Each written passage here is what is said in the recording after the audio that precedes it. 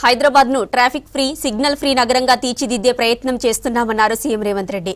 పెరుగుతున్న పట్టణ జనాభాకు అనుగుణంగా మౌలిక వసతులను అభివృద్ధి చేస్తామన్నారు.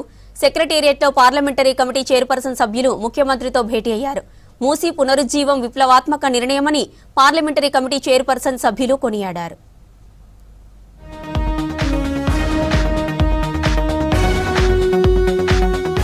ఆధునీకరణ, పట్టణీకరణతో భవిష్యత్తులో మరిన్ని కొత్త సవాళ్లను ఎదుర్కోవాల్సి ఉంటుందన్నారు సీఎం రేవంత్ రెడ్డి. పెరుగుతున్న పట్టణ జనాభాకు అనుగుణంగా మౌలిక వసతులను అభివృద్ధి చేయాలని చెప్పారు.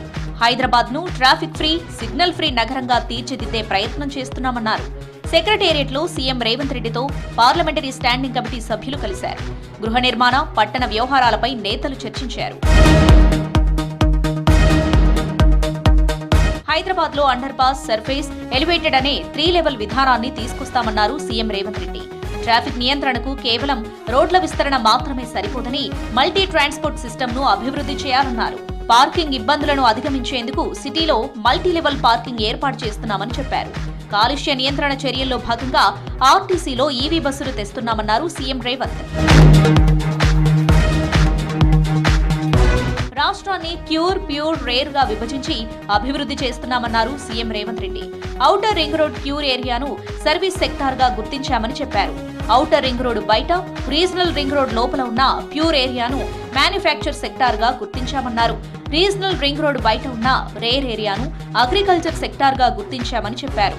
కోర్ అర్బన్ రీజియన్ పరిధిలో ఆటోలకు ఉచితంగా రెట్రోఫిట్టింగ్ చేయించి ఈవీ వాహనాలుగా మార్చబోతున్నామన్నారు సీఎం రేవంత్ రెడ్డి. మూసీ పునర్జీవనం విప్లవాత్మక నిర్ణయమని పార్లమెంటరీ కమిటీ చైర్పర్సన్ సభ్యులు కొనియాడారు. నదీ పునర్జీవనం చేపట్టడం దేశంలోనే మొదటిది అని అన్నారు. ముఖ్యమంత్రి పనితీరును అభినందించారు. రాష్ట్రంలో మహిళా అభివృద్ధికి తీసుకుంటున్న చర్యలపైన ముఖ్యమంత్రి రేవంత్ రెడ్డిని అభినందించారు కమిటీ సభ్యులు.